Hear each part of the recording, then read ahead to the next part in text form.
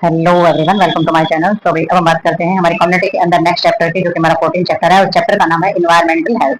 तो भाई environmental health का मतलब हो जाता है कि जो हमारा इन्वायरमेंट होता है बाहर का, जिसको हम पर्यावरण भी बोल देते हैं, तो उससे संबंधित हमारा जो भी स्वास्थ्य है और इससे संबंधित जो भी हमारी समस्याएं हैं, तो उसके बारे में हम इसमें बात करेंगे। तो चैप्टर जो हमारा 14 है उसमें सारा का सारा हम अपने पर्यावरण के बारे में, इन्वायरमेंट के बारे में बात करेंगे कि पर्यावरण से संबंधित, पर्यावरण से हमारा स्वास्थ्य जो है वो किस तरीके से जुड़ा हुआ है। ठीक है, तो नेक्स्ट देखते हैं इसमें हम। तो भाई हम बात करेंगे इन्वायरमेंट की। ठीक है, तो भाई इन्वायरमेंट जो होता है वो होता क्या है, इन्वायरमेंट हम किसे बोलते हैं, कौन कौन सी चीजें इसके अंदर शामिल होती है, तो उसके बारे में हम इसमें बात करेंगे। तो इन्होंने बताया था term environment includes all the external factor living and non living material and non material growth surrounded man। तो भाई इन्होंने बताया कि जो इन्वायरमेंट होता है उसके अंदर, इन्वायरमेंट का शब्द है ना, उसका मतलब क्या हो जाता है कि जितने भी हमारे बाह्य कारक है, बाह्य कारक यानी कि एक्सटर्नल फैक्टर, तो बाहर के जितने भी हमारे फैक्टर होते हैं, चाहे वो लिविंग हो चाहे वो नॉन लिविंग हो, यानी कि वो चाहे सजीव हो चाहे वो निर्जीव हो। ठीक है, या फिर चाहे वो मटेरियल यानी कि जैसे कि हमारी भौतिक चीजें हो जाती हैं, चाहे वो नॉन मटेरियल हो, ठीक है, चाहे अभौतिक हो। तो इसमें विच सराउंडेड मैन, तो जो मनुष्य को घेरे हुए, यानी कि कोई भी चीज, जीव सजीव है, निर्जीव है, धातुएं हैं या फिर धातुओं में नहीं है, या धातु यानी कि भौतिक और अभौतिक है। विच सराउंडेड मैन, जो इंसान को घेरे हुए, जो इंसान के चारों तरफ है। तो in its modern concept, environment include not only the water, air and soil that form our environment, but also the soil and economic condition under which we live। तो भी इसमें बोला जाता है कि जो मॉडर्न कंसेप्ट हमारा बनाया गया, तो उसके अंदर हम इन्वायरमेंट में क्या क्या चीजें शामिल होती हैं। तो जो आधुनिक इन्वायरमेंट है उसमें हमारा ना केवल पानी, हवा या फिर मिट्टी आती है, हमारा जो न्यू इन्वायरमेंट के बारे में जो बताया गया है उसके अंदर हमारी सामाजिक और हमारी जो आर्थिक, यानी कि सोशल और जो इकोनॉमिक कंडीशन होती है, सामाजिक और हमारी जो आर्थिक, जो हमारी व्यवस्था या हमारी परिस्थिति होती है, वो सारी की सारी चीजें जो है वो इसके अंतर्गत आती है, यानी कि सारी की सारी चीजें हमारे इन्वायरमेंट के अंडर ही आती हैं। ठीक है, नेक्स्ट इन्होंने बताया कि for descriptive purpose as the environment has been divided into three components all closely related. तो भाई अगर हम इसको देखें पर्यावरण के आधार पर, हम इसको तीन भागों में डिवाइड करते हैं, बांटते हैं इन कंपोनेंट्स को, और जो कि बिल्कुल क्लोजली रिलेटेड होते हैं, यानी कि इससे बिल्कुल नजदीकी, जो घनिष्ठ संबंध जो हमारे होते हैं वो। तो इसमें तीन चीजों में कौन सा आ जाता है, सबसे पहला आ जाता है हमारा फिजिकल। तो फिजिकल में आ जाता है water, air, soil, housing, waste और रेडिएशन, यानी कि पानी है, हवा है, मिट्टी है, और हमारे घर जिसमें हम रहते हैं, या फिर वेस्ट मटेरियल जो हम, हमारा जो हाउसिंग से या फिर किसी भी तरीके के जो अपशिष्ट पदार्थ होते हैं, वो रेडिएशन जो हमारी विकिरण वगैरह होती है, तो ये सारे के सारे हमारे फिजिकल के अंदर आ जाते हैं। नेक्स्ट हमारा आ जाता है बायोलॉजिकल। तो बायोलॉजिकल के अंदर हमारा प्लांट, एनिमल्स और life including bacteria, virus, insect, rodent and animals आ जाते हैं। तो जो जैविक होते हैं उसके अंदर हमारे सारे के सारे पेड़ पौधे, पशु है, बैक्टीरिया, वायरस से हमारे कीट पतंगे, और हमारे जैसे कि नुकीले तत्व वाले जैसे चूहे होते हैं, खरगोश होते हैं, तो सारी तरीके के जो हमारे पशु होते हैं वो इसके अंदर आ जाते हैं। नेक्स्ट हमारा आ जाता है सोशल। सोशल के अंदर हमारा क्या जाता है, कस्टम है, कल्चर, हैबिट है, इनकम, ऑक्यूपेशनल और रिलीजन। तो इसमें सारी की सारी हमारी सामाजिक रीति रिवाज आ जाएगी, संस्कृति आ जाएगी, हमारी हैबिट्स यानी कि हमारी जो आदतें हैं, एक्यूपेशन यानी कि हमारी जो आय है, जितना हम कमाते हैं, व्यवसाय है हमारा। ठीक है, तो हमारी इनकम है, और एक्यूपेशन से आय है, व्यवसाय और रिलीजन, और हमारा जो धर्म है वो। तो ये सारा हमारा सोशल यानी कि सामाजिक की चीजों के अंदर आ जाता है। तो इसमें हमारी भौतिक है, हमारी बायोलॉजिकल है, और हमारे सोशल यानी कि सामाजिक चीजों में ये हमारे विभाजित किया गया है। तो नेक्स्ट देखते हैं इसमें हम। अब हम बात करेंगे इन्वायरमेंटल सेंसेशन के बारे में। तो इन्वायरमेंटल सेंसेशन के अंदर हमारा क्या आ जाता है, the dictionary meaning of the word sensation in the science of the safeguarding health. तो इसमें जो हमारा मीनिंग बताया गया है, यानी कि जो डिक्शनरी के हिसाब से अगर इस शब्द का मीनिंग हम देखें सेंसेशन का, तो इसमें क्या बताया गया है, सेंसेशन का मीनिंग, इन्वायरमेंटल सेंसेशन का पूरा जो मायना बताया गया है वो ये है कि science of safe guard health, यानी कि जो हमारी स्वास्थ्य है, जितना जो भी हमारी हेल्थ है, तो जो हमारा स्वास्थ्य है उसकी रक्षा का जो विज्ञान होता है, यानी कि science of safeguarding health. ठीक है, तो स्वास्थ्य की रक्षा का विज्ञान, ये हमारे डिक्शनरी के अंदर इन्वायरमेंटल सेंसेशन का मीनिंग बताया गया है।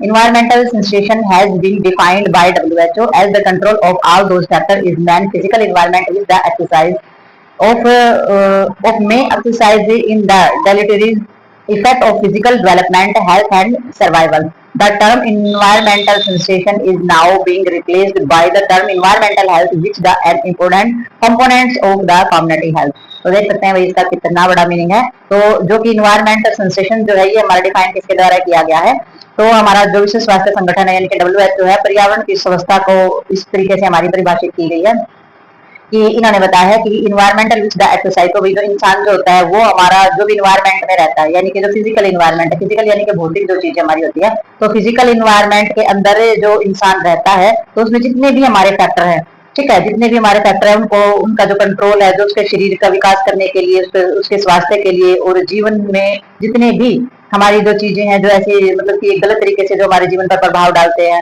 या फिर डाल सकते हैं, ठीक है, तो ये सारी चीजें इसके अंदर आ जाती है। तो पर्यावरण की संस्था जो शब्द हमारा बनाया गया है, अब हमारा पर्यावरण स्वास्थ्य शब्द से जो है थोड़ा सा चेंज किया जा रहा है। तो इसमें जो हमारे कम्युनिटी के अंदर जो स्वास्थ्य का जो एक महत्वपूर्ण जो है कंपोनेंट्स इसको बताया गया है। तो इसमें कौन कौन सी चीजें शामिल कर दी डब्ल्यूएचओ ने, तो डब्ल्यूएचओ ने बताया है कि इसमें जो हमारा फैक्टर बताया गया है फिजिकल इन्वायरमेंट के अंदर, तो इन्होंने बताया है कि भौतिक वातावरण में जो हमारे कारक लिए गए हैं उसमें सबसे पहले नियंत्रण करना है, ठीक है, यानी कि जो गलत चीजें उनको नियंत्रण करना है, उसका जो शारीरिक विकास है, स्वास्थ्य है, जीवन में जितनी भी नुकसान पहुंचाने वाली जो चीजें या गलत प्रभाव डाल सकती है हमारे फिजिकल डेवलपमेंट के ऊपर या हमारी हेल्थ के ऊपर, हेल्थ सर्वाइव के अंदर जो भी गलत चीजें प्रभाव डालती है, तो वो सारी चीजें इसके अंदर आ जाती है इन्वायरमेंटल सेंसेशन के अंदर। इन्वायरमेंटल सेंसेशन में क्या हो जाता है कि सेंसेशन एक ऐसी चीज होती है, यानी कि जो डिक्शनरी में इसका जो शब्द बताया गया है कि भाई हमारा जो सुरक्षात्मक चीजों को खत्म करके हमें प्रॉब्लम में जो डालते हैं, तो वो हमारी इसके अंदर आ जाती है सारी की सारी। तो इन्वायरमेंटल सेंसेशन के अंदर replace by the term of the environmental health. तो पर्यावरण संस्था शब्द जो है अब हमारा इन्वायरमेंटल हेल्थ यानी कि पर्यावरण स्वास्थ्य जो शब्द है उसके अंदर इसको चेंज कर दिया गया है, क्योंकि इन्वायरमेंटल सेंसेशन से इन्वायरमेंटल हेल्थ में हमारा चेंज हो गया है। और इससे इंपोर्टेंट कंपोनेंट्स हैं कम्युनिटी हेल्थ, ठीक है, तो कम्युनिटी हेल्थ तो होगा ही वही, क्योंकि इसी के जरिए जो है सारी के सारी चीजों का सुधार किया जाता है, क्योंकि कम्युनिटी में ही हमारी फैमिली रहती है और उसी से चीजें शुरुआत की जाती है। तो importance of the environmental health, तो इन्वायरमेंटल हेल्थ जो होती है उसका महत्व क्या है, ठीक है, महत्व क्या है और मतलब कि क्यों रखना जरूरी है इसको। तो इसमें सबसे पहले उन्होंने बताया much of the ill health in India is due to poor environmental sensation that is unsafe water pollution soil unhygienic disposal or human etc that refuse poor housing insect and rodent, ठीक है। तो इन्होंने बताया कि जो हमारा India है ना, much of the ill health in India, तो भारत में ज्यादातर खराब स्वास्थ्य के कारण जो हमारी खराब इन्वायरमेंट जो है, इन्वायरमेंट की जो व्यवस्था है वो हमारी बिल्कुल ही कैसी है, अनसेफ है। कौन कौन सी चीजों के कारण अनसेफ है, हमारा जो गंदा पानी है, सुरक्षित जिसको हम बोल देते हैं सुरक्षित जल है, और जो पोल्यूट मिट्टी है यानी कि प्रदूषित मिट्टी है, अनहाइजीनिक डिस्पोजल है कि अच्छे तरीके से मल मूत्र या फिर हमारा जो कचरा होता है उसका अच्छे से निपटारा नहीं होता है, डिस्पोजल, ठीक है, और एक्स्ट्रा रिफ्यूज पुअर हाउसिंग यानी कि लोगों के जो रहने के घर हैं वो अच्छे तरीके से नहीं है, ठीक है। और इसमें सारी की सारी इंसेक्ट और रोडेंट यानी कि घर हैं उनके अंदर इंसेक्ट यानी कि मक्खी मच्छर कीड़े मकोड़े, और जो हमारे रोडेंट है यानी कि चूहे वगैरह हैं, ये सारी की सारी चीजें वहां पर हैं। तो उन्होंने बताया कि भारत के अंदर जो खराब स्वास्थ्य का जो कारण है वो सबसे बड़ा हमारे पर्यावरण की समस्या है। अगर पर्यावरण स्वस्थ नहीं है तो इसी वजह से जो है लोग ज्यादा बीमार होते हैं इंडिया के कारण।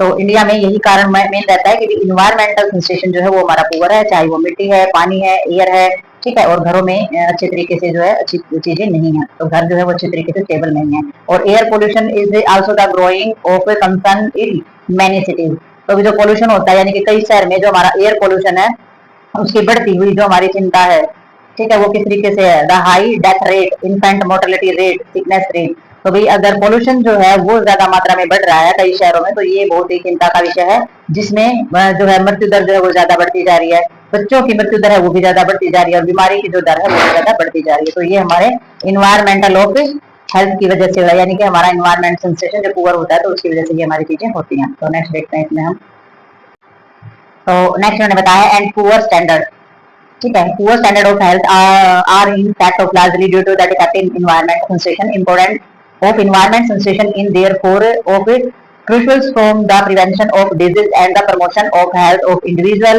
and communities, ठीक है। तो वही इन्होंने बताया है कि जो हमारा पुअर स्टैंडर्ड है हेल्थ को लेकर के यानी कि स्वास्थ्य को लेकर के जो हमारा स्टैंडर्ड बहुत ही कम है, यानी कि निम्न स्तर पर जो मुख्य कारण हमारे जो रहते हैं यानी कि इफेक्ट जो हमारे रहते हैं तो वो पर्यावरण व्यवस्था में की कमी के कारण ही रहते हैं, यानी कि इन्वायरमेंटल सेंसेशन की वजह से हमारे रहते हैं।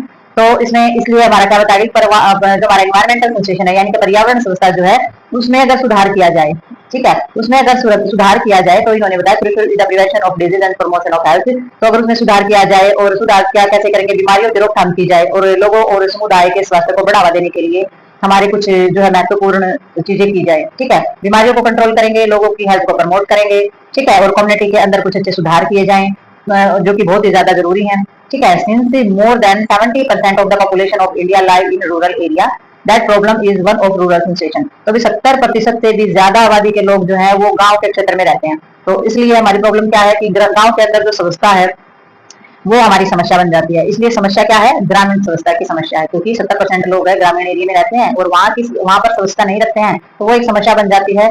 The first step in any health programme in the elimination of the environmental control of those factors which are harmful to health, तो इन्होंने बताया कि 70% जो भाग है हमारा जनसंख्या का वो हमारे गाँव के क्षेत्र में रहता है, ठीक है, और इसलिए समस्या क्या हमारे ग्रामीण स्वास्थ्य की समस्या हो जाती है। तो फिर इन्होंने बताया कि किसी भी हमारे जो कोई भी जो हमारी हेल्थ के जो प्रोग्राम है उसका जो पहला चरण होता है ना, मतलब कि पहले जब उस प्रोग्राम की हेल्थ प्रोग्राम की जो हमारी पहले शुरुआत होती है, तो उसमें जो हमारा एनवायरमेंट जो है उस पर कंट्रोल किया जाता है और उसके माध्यम से सारे के सारे जितने भी हमारे फैक्टर है उनको समाप्त करना है। यानी कि एनवायरमेंट को खराब करने वाले हमारे जितने भी फैक्टर है ना उन सभी पे कंट्रोल करना है सबसे पहले, जो कि स्वास्थ्य के लिए बहुत ही क्या है, हार्मफुल टू हेल्थ, तो जो कि स्वास्थ्य के लिए सबसे ज्यादा हानिकारक होते हैं वो, ठीक है। तो प्रोग्राम जो किए जाते हैं तो उनमें सबसे पहले हमारा किस चीज पे ध्यान दिया जाएगा, इन्वायरमेंट सेंसेशन पे ही ध्यान दिया जाएगा। आगे आ जाता है हमारा वाटर। तो भाई वाटर जो है सबसे पुअर सेंसेशन वाली हमारी, यानी कि बहुत ही ज्यादा कॉमन पाई जाने वाली हमारी समस्या होती है। Safe and wholesome water is a basic health needs, क्योंकि वही ये हमारी जो स्वच्छ और स्वच्छ जल जो है वो एक हमारा सबसे ज्यादा महत्वपूर्ण आवश्यकता होती है मानव जीवन के लिए भी, पशुओं के लिए भी, सभी के लिए। Much of the ill health in India and other developing countries is largely due to the lack of safe drinking water. तो भाई इसमें हमारा माना जाता है कि भारत है जो और उसके जो अन्य जो विकासशील देशों में अधिकांश जो बीमारियां हैं वो हमारे अच्छे पानी, मतलब कि जो पानी है वो हमें अच्छे से और स्वच्छ पानी ना मिल पाने की कमी के कारण होते हैं। Developing countries are largely due to lack of safe drinking water. तो सेफ ड्रिंकिंग वाटर पीने के पानी के, स्वच्छ पीने का पानी जो होता है उसकी कमी के कारण जो है सारी की सारी जो प्रॉब्लम्स होती हैं वो हमारी अधिकांश बीमारियां होती हैं, ठीक है। इट हैज बीन एस्टिमेटेड, तो भाई अनुमान लगाया जाता है that more than 50% of illness in India, कि भाई इंडिया में 50% से भी ज्यादा जो हमारी बीमारी होती है could be cut down by the provision of self drink water alone. तो भाई हमारी जो 50% से अधिक बीमारियां जो ना वो उनको कम किया जा सकता है कैसे, the provision of the same of adequate drinking water in there for the basic community health services. तो भी कम किया जा सकता है कि किस तरीके से कम करेंगे, क्योंकि स्वच्छ और पर्याप्त जो हमारा पेयजल होता है ना, यानी कि पूरा भी पड़ जाए और साफ सुथरा भी पानी हो, तो उसको उपलब्ध कराना एक मतलब कि पूरा एक महत्वपूर्ण सामुदायिक जो हमारी स्वास्थ्य सेवा है उसके अंतर्गत आता है ये। अगर अच्छे तरीके से साफ स्वच्छ जल जो है प्रोवाइड किया जाए लोगों तक, तो वो हमारा आधा बीमारी की चीजें जो है 50% बीमारी की चीजें जो है उससे खत्म हो जाएंगी, और ये जो है ये हमारी मूलभूत सामुदायिक स्वास्थ्य सेवा मानी जाती है, ठीक है। इसलिए वाटर सप्लाई आप देख सकते हो गाँव में भी, शहर में भी, सब जगह जो है पानी जो है वो अच्छे तरीके से और सेफ जगह से भेजा जाता है, ठीक है। तो सप्लाई का पानी जो है आजकल हर जगह पर हमारी सप्लाई जो है वो आई हुई है, ठीक है। तो इसका मकसद जो है WHO ने इसी तरीके से सेफ ड्रिंकिंग वाटर की जो चीजें हैं वो हमारी दी है। नेक्स्ट हम देखते हैं इसमें, तो नेक्स्ट हमारा इसके अंदर आ जाता है सेफ एंड वॉल्सम वाटर, ठीक है, यानी कि सुरक्षित और हमारा वॉल्सम वाटर यानी कि पौष्टिक पानी। पौष्टिक पानी का मतलब कि उसके अंदर वो सारे सब्सटेंसेस जो कि हमारी सेहत के लिए अच्छे होते हैं, तो वो हमारा पौष्टिक पानी होता है, ठीक है। तो वाटर जो है intent from the human consumption should be the both safe and wholesome. This has been defined as water that is, तो इन्होंने बताया है कि भाई इंसान जो होता है यानी कि ह्यूमन जो होता है वो जो पानी का कंजप्शन करता है, यानी कि जितने पानी को वो यूज करता है, तो उसमें से जो हमारा जल जो सुरक्षित और स्वास्थ्यवर्धक होना चाहिए, जितना भी पानी आप यूज करें वो पानी आपके लिए लाभदायक होना चाहिए, ठीक है, बहुत सेफ एंड वॉल्सम। तो इसमें जैसे कि ऐसे जल के रूप में परिभाषित किया गया है, जैसे कि आगे पे पॉइंट दिए गए, free some of the pathogenic agent, वही रोग बीमारी और फैलाने वाले जो एजेंट है वो उसके अंदर नहीं होने चाहिए, उससे फ्री होना चाहिए, पानी जो है शुद्ध होना चाहिए, किसी प्रकार की बीमारी ना फैलाए। तो सबसे पहले ये, क्योंकि जो बीमारी नहीं फैलाएगा वो हमारे लिए क्या होगा, सेफ और स्वास्थ्यवर्धक हो सकता है। नेक्स्ट उन्होंने बताया free from the harmful chemical substances, तो भी किसी भी तरीके के रासायनिक पदार्थ जो है उनसे भी फ्री होना चाहिए पानी। नेक्स्ट इसमें दिया है pleasant to the taste of free from colour and odour, तो भी इन्होंने बताया है कि जो पानी है उसका स्वाद भी अच्छा होना चाहिए, सुखद होना चाहिए, पानी का टेस्ट बहुत ही बढ़िया होना चाहिए, उसका रंग भी अच्छा होना चाहिए और गंध से मुक्त होना चाहिए, किसी प्रकार की स्मेल जो है वो पानी से नहीं आनी चाहिए, ठीक है। पोर्टेबल और usable for the domestic purpose, तो इसमें पीने योग्य जो पानी है यानी कि घरेलू उपयोग के लिए जो पानी है वो उसके लिए हमारा उपयोग करना चाहिए, घर में यूज किया जा सके, पिया जा सके और सारी चीजें सब चीजों में काम में लाया जा सके, ठीक है। तो इन्होंने बताया water is said to be the polluted और contaminated when it does not fulfil the above criteria. तो अभी इन्होंने बताया है कि जो पानी होता है ना, जब पानी के मापदंड पर पूरा नहीं करता है, यानी कि भी कोई पॉल्यूटेड जो हमारे कंटामिनेटेड जो चीजें होता है, अगर उसके फुलफिल यानी कि उसका जो क्राइटेरिया होता है उस पर फुलफिल नहीं उतरता है, क्राइटेरिया पर नहीं उतरता है, तो वो हमारा प्रदूषित या दूषित कहा जाता है। यानी हम ये कहें कि हमारे जल के अंदर ये सब्सटेंसेस इस मात्रा में होने चाहिए, अगर वो उन चीजों पर उस क्राइटेरिया पर खरा नहीं उतरता, फुलफिल नहीं उतरता, तो वो पॉल्यूटेड और कंटामिनेटेड पानी माना जाएगा, या दूषित या प्रदूषित जल हम उसको बोलेंगे, ठीक है। Water pollution is a growing harder is many developing countries owing to human activity without ample and the safe drinking water we cannot provide health care to the community। तो भाई इन्होंने बताया है कि भाई जो हमारा वाटर पॉल्यूशन है, ठीक है, तो वाटर पॉल्यूशन में हमारा क्या हो जाता है कि इंसान के द्वारा जितनी भी एक्टिविटी की जाती है उनके कारण जो विकासशील देश हमारे, तो जल प्रदूषण जो है एक बढ़ता हुआ खतरा होता जा रहा है। यानी कि इंसान क्या करे, जहाँ पर भी पानी सेव है वहीं पर जाकर के गंदगी फैलाना, या फिर जो नदियां हैं, नहरें, नाले, वहां पर जाकर के गंदगी फैलाना। ठीक है, तो पोल्यूशन जो है ग्रोइंग हार्डर में भी द डेवलपिंग कंट्री, तो जितने भी हमारे विकासशील देश है वहां पर पोल्यूशन का खतरा जो है वो बहुत ज्यादा बढ़ता जा रहा है ह्यूमन एक्टिविटी की वजह से, सिर्फ और सिर्फ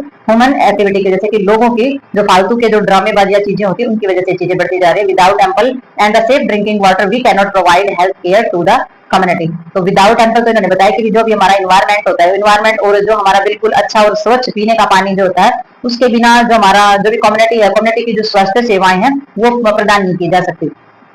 ठीक है, जब तक हमारा पानी बिल्कुल पर्याप्त नहीं होगा और सुरक्षित पेयजल नहीं होगा, तो वो हमारी कम्युनिटी में किस तरीके से दिया जाएगा। ठीक है, तो कम्युनिटी के लिए स्वास्थ्य सेवाएं प्रदान की नहीं जाएंगी। तो जो हमारी कम्युनिटी के अंदर जो हमारा पानी आता है सप्लाई का, वो हमारे उन्हीं नदी, नहरों, नालों से आता है जहाँ पर लोग जाकर के सारी चीजें बहाते हैं, चाहे वो मरे हुए लोगों की जो बची हुई जो अस्थियां होती है, चाहे वो हो, चाहे उनके नारियल है, गंदी अस्थियां, हम लोग की कुछ भी है, जो भी पॉलिटिक चीजें, वो सारा पानी के अंदर बहाते हैं, और वही पानी फिर हमारे सप्लाई में हमारे पास आता है, तो वो जो गंदगी होती है वो हमें ही नुकसान करती है। ठीक है, तो बहुत बहुत ज्यादा मात्रा में जो नदी है, जितनी भी हमारी नदियां, नहरें हैं, उनको पॉलिटेड होने से अगर हम बचाते हैं तो ही हम कम्युनिटी के अंदर सेफ वाटर प्रोवाइड कर पाएंगे। ठीक है, तो नेक्स्ट देखते हैं इसमें हम। तो नेक्स्ट हमारा इसमें आ जाता है यूज ऑफ वाटर। तो यूज ऑफ वाटर में आ जाता है कि भाई पानी का उपयोग कहाँ होता है, this is the basic things. ठीक है, सभी को पता है कि पानी जो है वो किन किन चीजों में यूज किया जाता है हमारा, तो ये बहुत ही बेसिक चीजें हैं। तो इसमें use of water and many and the varied factor of the social, economic of industrial development of community of bound up with the availability of the advocate supplies in water.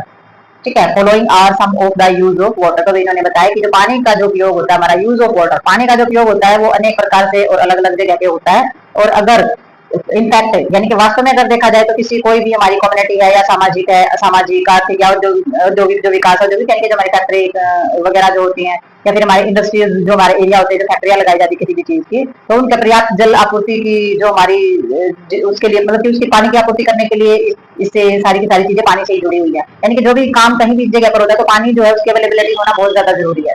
ठीक है, तो कुछ उपयोग और भी बताए गए हैं। ये तो हमारे जो इसमें सारी चीजें आ जाती हैं। वैसे तो हमारी जैसे कि सामाजिक है, इकोनॉमिक है, इंडस्ट्रीज एरिया डेवलपमेंट है, या फिर हमारी सोशल है, तो सोशल में सारी हमारी घर की सारी जरूरतें आती है पानी के अंदर। इसमें सारा का सारा यूज में जैसे कि ड्रिंकिंग, कुकिंग, वॉशिंग और बाथिंग। ठीक है, पीना, खाना पकाने के लिए, कपड़े वगैरह सब कुछ धोने के लिए, बाथिंग नहाने धोने के लिए, सभी डोमेस्टिक यानी कि घरेलू यूज के लिए जो पानी का यूज करते हैं। पब्लिक यूज के लिए street washing, fire fire fighting से maintenance of the public gardens. तो इसमें सार्वजनिक उपयोग में क्या रहता है, सड़कों की सफाई करने के लिए, आग बुझाने के लिए, और जो हमारे जितने भी पेड़ पौधे हैं बाहर, या फिर जितने भी हमारे उद्यान है, पार्क हैं, उन सभी के लिए भी पानी की आवश्यकता होती है। इंडस्ट्रियल यूज यानी कि औद्योगिक जो हमारे फैक्ट्री, कंपनियां जो वगैरह, उनमें some industries like the iron and the steel industries and the paper industry need the enormous quantity of water. तो भाई कुछ हमारी फैक्ट्रियां और कंपनियां जो है लोहे की हैं, ठीक है, लोहा, आयरन यानी कि जो इस्पात हम बनाते हैं, तो कागज का बनाने वाली जो हमारी फैक्ट्रियां होती है, तो उनमें बहुत ही ज्यादा मात्रा में पानी की जरूरत होती है। ठीक है, तो ये हमारी सबसे ज्यादा पानी की खपत करते हैं। एग्रीकल्चर यूज, तो ये भाई एग्रीकल्चर यानी कि खेती बाड़ी तो पानी के बगैर चलेगी नहीं। Without water food and raw material से required by the world can not be raise. तो भाई इसमें ये तो बहुत ही ज्यादा बुनियादी चीज है हमारी, कि पानी के बिना दुनिया में जो आवश्यक भोजन और जितने भी अच्छी चीजें हैं, चाहे सब्जियां, पर कुछ भी हैं, कुछ भी हम उत्पाद नहीं कर पाएंगे पानी के बिना। नेक्स्ट उन्होंने बताया पावर प्रोडक्शन से from the hydro power and the steam power. तो इन्होंने बताया है कि पावर प्रोडक्शन यानी कि बिजली बनाने के लिए पानी की आवश्यकता होती है। ठीक है, और हाइड्रो पावर के लिए भाप की शक्ति, यानी कि उसको भी क्या होता है, पानी जो है भाप बन के उड़ता है, तो वो हमारी क्या हो जाती है, स्ट्रीम पावर हो जाती है। तो बिजली बनाने के लिए जो हमारा मेथड अपनाया जाता है हाइड्रो पावर का, यानी कि भाप शक्ति का, तो उसमें भी हमारी पानी की बहुत ज्यादा आवश्यकता होती है। ठीक है, तो नेक्स्ट देखते हैं इसमें हम। तो नेक्स्ट हमारा आ जाता है वाटर रिक्वायरमेंट। तो पानी की जो रिक्वायरमेंट है उसको देखेंगे हम इसमें, कि पानी की जो आवश्यकता होती है वो कहाँ कहाँ पर और कितनी मात्रा में रहती है। The basic physiological requirement for drinking water have been estimated at about 2 litre per head per day. तो भाई इन्होंने बताया है कि पानी जो हमारा पीने का जो पानी होता है ना, उसकी मुख्य रूप से शरीर को जो आवश्यकता होती है लगभग 2 लीटर प्रति व्यक्ति हमारी होती है। यानी कि एक इंसान को हर रोज 2 लीटर पानी पीने की आवश्यकता होती है। तो देख सकते हैं कि जनसंख्या कितनी है, और उस हिसाब से हर एक इंसान 2 लीटर पानी पिएगा, तो ये देख ले कि जो लीटर की जो क्वांटिटी है वो दुगनी हो जाती है हमारी जनसंख्या से। ठीक है, बट इतना कंज्यूम करते नहीं है, पीते नहीं है, बर्बाद भले ही इससे ज्यादा करते हो। ठीक है, तो 2 लीटर पर हेड जो है जरूरत होती है। This is just for survival. ठीक है, किस चीज के लिए, केवल जीवित रहने के लिए ये आवश्यक है। ठीक है, just for the survival. But from the stand point of a public health of environmental of the quality of life, water should be the provided in the advocate volumes. तो इसमें हमारी केवल जीवित रहने के लिए तो इतनी की आवश्यकता होती है 2 लीटर की, लेकिन जो हमारे स्वास्थ्य के लिए और जीवन का जो स्तर है उसको सुधारने का अगर दृष्टिकोण से हम देखें, तो इसमें पानी की मात्रा जो है और उपलब्ध कराई जानी चाहिए। ठीक है, यानी कि ज्यादा क्वांटिटी में पानी की मात्रा जो है वो और उपलब्ध कराई जानी चाहिए। किसके दृष्टिकोण से देखें, अगर हमने सुधार करना है चीजों में, ठीक है। तो स्टैंड पॉइंट हमारा क्या है कि public health environment of the quality of life, अगर क्वालिटी ऑफ लाइफ हमारी करनी है, स्वास्थ्य में सुधार करना है, तो इसमें क्या किया जाएगा, बढ़ोतरी की जानी चाहिए। वाटर सुविधा प्रोवाइडेड ऑफ एडवोकेटेड, वाटर को ज्यादा मात्रा में पानी जो है उपलब्ध कराया जाना चाहिए। It will help to reduce of the incidence of many water related disease among the people most at risk.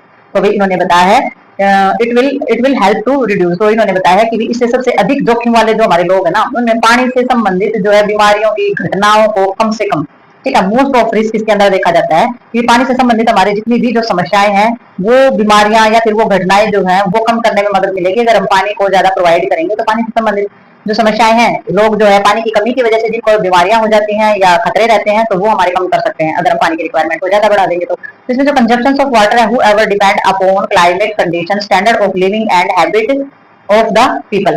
तो भाई इसमें जो डिपेंड अपॉन क्लाइमेट कंडीशन अगर हम देखें, तो इसमें यानी कि हमारा जो पानी की जो खपत है और हमारा जो क्लाइमेट के हिसाब से यानी कि जलवायु के हिसाब से अगर हम इसको देखते हैं, जलवायु की जो परिस्थितियां हैं और हमारा जो जीवन स्तर है और लोगों की आदतें जो है उन पर ज्यादातर निर्भर करते हैं।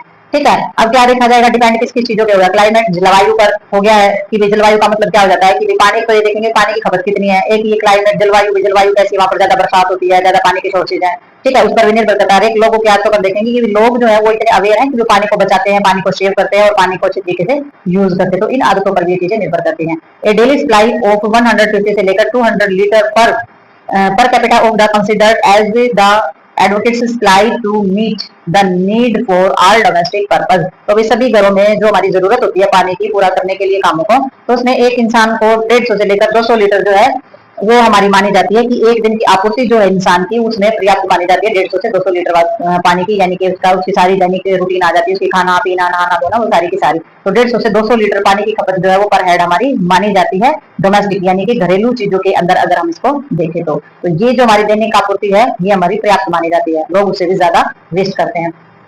Sources of the water supply, अब वाटर सप्लाई जो होती है उसकी सोर्सेज हम देखेंगे कि पानी जो है वो हमारा कहाँ कहाँ से हमें उपलब्ध होता है। तो वाटर में be the obstructed from use from any one of the number of point in it movement through the hydrological cycle.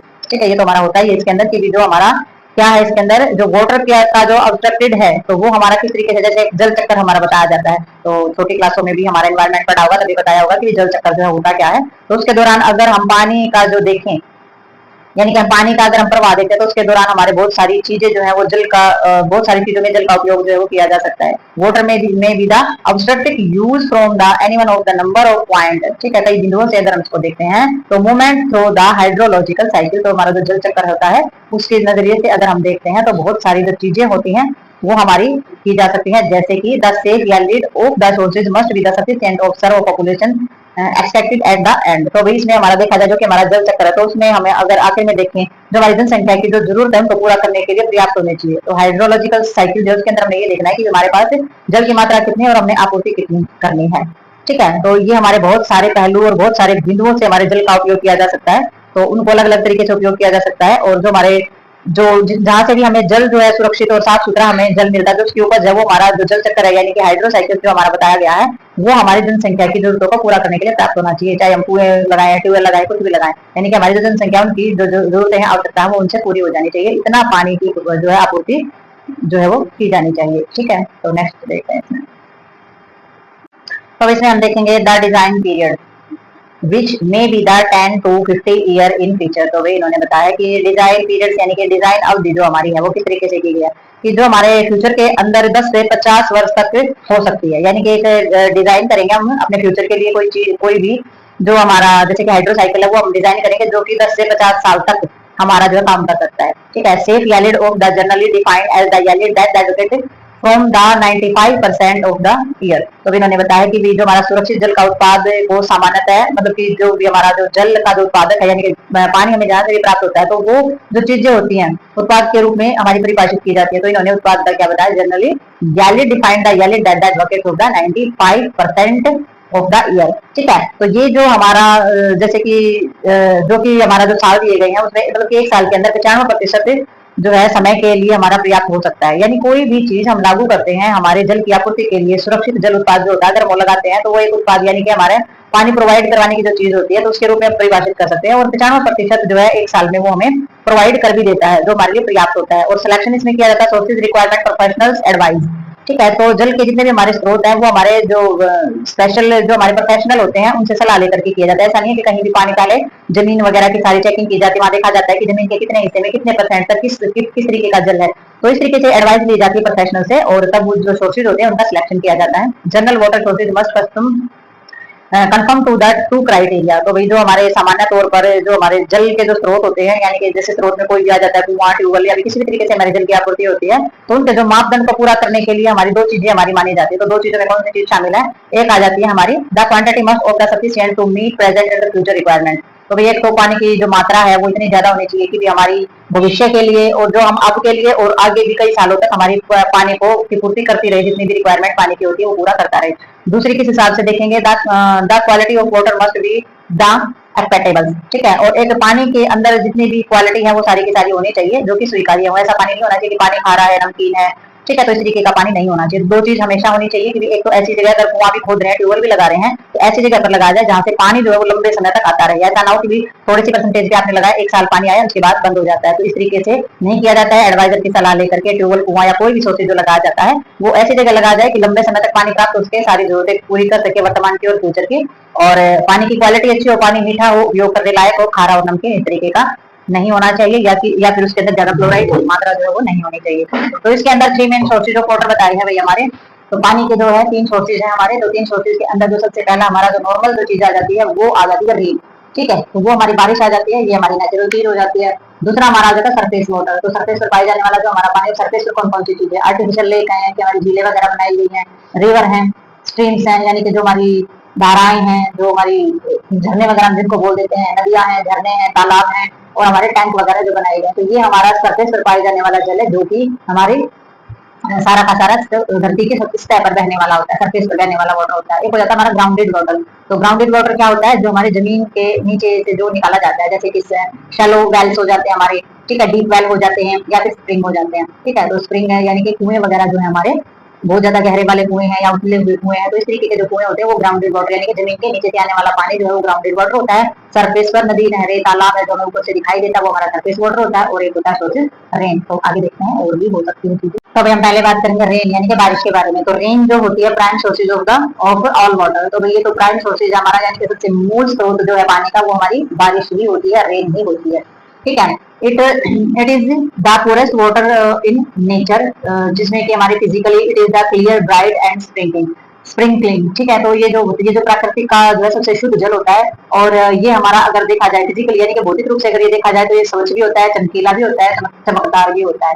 ठीक है, यानी कि ये जो पानी होता है ये हमारा नेचुरल होता है और ये सबसे साफ और सबसे अच्छा पानी होता है। Chemically it is very soft water in the content only trace of the dissolved soil. तो भाई ये जो पानी होता है ये हमारे जितने भी हमारे रासायनिक रूप से और अत्यंत मतलब कि कोमल यानी कि सॉफ्ट वाटर इसको माना जाता है। केमिकली रूप से अगर रासायनिक पदार्थों के स्वरूप से देखें तो ये बहुत ही सॉफ्ट वाटर होता है, यानी कि बहुत ही कोमल जल जिसको बोल देते हैं। तो इसमें घुले हुए जितने भी हमारे जो कंटेंट होता है, ट्रेस जो हमारे डिजोल्व सॉइल जो जिसके अंदर घुले हुए हमारे जितने भी हमारे पदार्थ होते हैं, ठोस पदार्थ होते हैं, उनकी मात्रा जो है वो हमारी ना के बराबर होती है।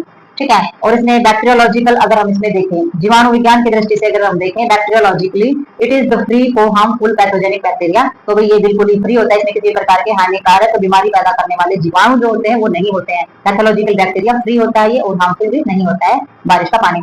But rain water become impure as it passes through the atmosphere of the rich the ground। पर क्या होता है जब बारिश का पानी हमारा इम्प्योर कब हो जाता है? वर्षा जब हमारी यानी कि बारिश जब हमारी होती है तो इसमें जब वायुमंडल से गुजरते हुए जब जमीन तक हमारा पानी पहुंचता है तो कैसा हो जाता है? इम्प्योर हो जाता है। तो ये हमने छोटी छोटी क्लासों में ये चीजें पढ़ी हैं कि जो पानी जो होता है बारिश का पानी जब धरती पर आता है तो वो कहाँ से आता है? वायुमंडल से, यानी कि और जब हमारा एटमॉस्फेयर है वहां से गुजर करके आता है, जब धरती तक आता है तो वो क्या हो जाता है? वहां तक पहुंचते पहुंचते अशुद्ध हो जाता है बेचारा। It is the pickle of the impurities such as the dust, food, gas and even bacteria. तो उसके अंदर भी गैस वगैरह है या फिर पानी का जो कालिक वगैरह हो जाती है उसके अंदर धूल मिट्टी कण जो है वो उसके अंदर मिक्स हो जाते हैं।